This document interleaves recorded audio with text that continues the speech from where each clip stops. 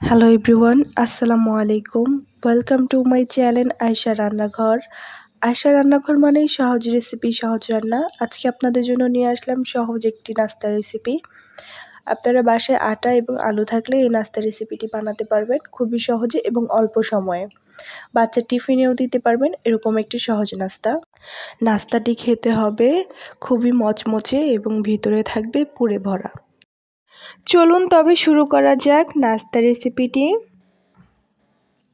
প্রথমেই আমি এখানে নিয়ে নিয়েছি আটাতে দিয়ে দিচ্ছি স্বাদ অনুযায়ী লবণ এবং সয়াবিন তেল দিয়ে ভালো করে মেখে আমাদের এটা ময়ান করে নিতে হবে।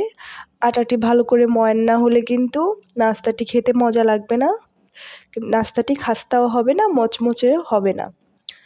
তো এখানে আপনারা আটার পরিবর্তে ময়দাটাও নিতে পারেন, তবে আমার হাতের কাছে আটা ছিল, আমি আটা দিয়ে করছি। আপনারা চাইলে আটা দিয়েও করতে পারেন।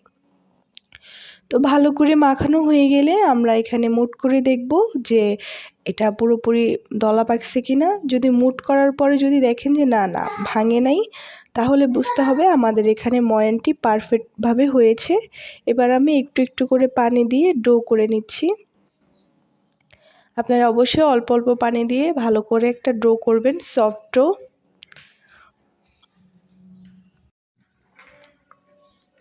আমি এখানে ডোটি করে নিয়েছি, দেখতেই পাচ্ছেন কতটা মসৃণ এবং সফট একটি ডো হয়েছে।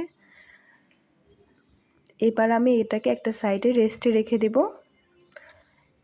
আমি আলু সিদ্ধ করে খোসা ছাড়িয়ে নিয়েছি, আমি আলুটাকে ম্যাশ করে নিচ্ছি। আলুটাকে অবশ্যই ভালো করে ম্যাশ করে নিতে হবে।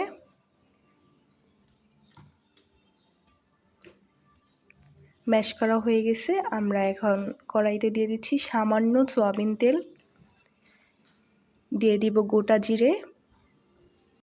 চুলার হিটটি লোয়ে রেখে আমরা এখানে একটি একটি করে গুঁড়ো মশলা অ্যাড করব। দিয়ে দিচ্ছি ধনিয়া গুঁড়ো, সামান্য হলুদের গুঁড়ো, সামান্য মরিচের গুঁড়ো এবং লুডুসের মশলা। আপনাদের হাতের কাছে লুডুসের মশলা না থাকলে আপনারা ম্যাজিক মশলাটাও দিতে পারেন, অথবা সামান্য একটু গরম মশলাটাও এখানে অ্যাড করতে পারেন। তো এরপরে আমি নেড়ে চেড়ে দিয়ে দিচ্ছি আলু। এখানে আমি লবণ দিয়েছিলাম, লবণের ক্লিপটা নেওয়া হয়নি। এবার আমি লো হিটে আলুটি 2-3 মিনিটের মতন করে ভালো করে ভেজে নেব। পুরোটি রান্নায় কিন্তু লো আঁচে করতে হবে, না হলে পুড়ে গেলে কিন্তু স্বাদ লাগবে না। আমার এখানে পুরটি রেডি। আমি এখন পুরটি একটি সাইডে রেখে চলে যাচ্ছি ডোয়ের কাছে।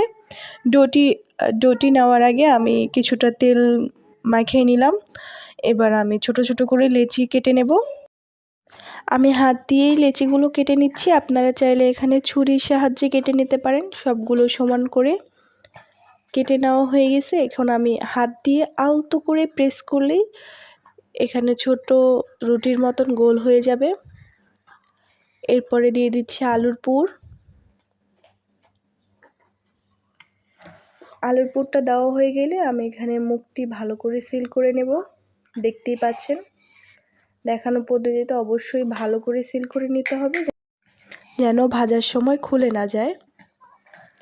দেখতেই পেলেন আমি খুব ভালো করে নিয়েছি। এরকম করে একে একে আমি সবগুলো করে নিয়েছি।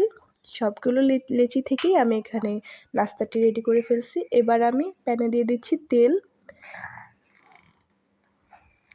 তেলটি খুব বেশি গরম করা যাবে না, তেলটি হালকা গরম হয়ে আসলে আমি এখানে নাস্তাগুলো দিয়ে দিব। খুব বেশি গরম হলে কিন্তু উপর সাইডটা ভাজা হয়ে যাবে, কিন্তু ভিতরে ভালো করে কুক হবে না। তো এজন্য আমি এখানে ঠান্ডা তেলেই দিয়ে দিচ্ছি নাস্তাগুলো, এবং লো টু মিডিয়াম আঁচে ভালো করে ধৈর্য সহকারে ভেজে নিতে হবে। ধৈর্য সহকারে নাস্তাগুলো উল্টে পাল্টে ভেজে নিতে হবে, তাহলে এটি মচমচে হবে এবং খেতেও খুবই ভালো লাগবে। ভিতর পর্যন্ত কুক হয়ে যাবে। দেখতেই পাচ্ছেন আমি উল্টে পাল্টে ভালোভাবে ভেজে নিচ্ছি। আপনারা উল্টে পাল্টে ধৈর্য সহকারে ভালোভাবে ভেজে নেবেন। আমার এখানে নাস্তাটি ভাজা কমপ্লিট। আমি এবার একটি একটি করে তেল ঝরিয়ে তুলে নিব নাস্তাগুলো। সবগুলো নাস্তা তেল থেকে উঠানোর পরে আমাদের রেসিপিটি কমপ্লিট। এবার পরিবেশনের পালা। গরম গরম সার্ভ করুন এরকম একটি পারফেক্ট নাস্তা, মুচমুচে নাস্তা। টমেটো কেচাপ অথবা চায়ের সাথে জমে যাবে এরকম একটি দুর্দান্ত নাস্তা। ভিডিওটি ভালো লাগলে চ্যানেলটি একটি সাবস্ক্রাইব এবং লাইক কমেন্ট করতে ভুলবেন না। আবার অন্য কোনো রেসিপি নিয়ে দেখা হবে। সে পর্যন্ত ভালো থাকেন, সুস্থ থাকেন। আল্লাহ হাফিজ।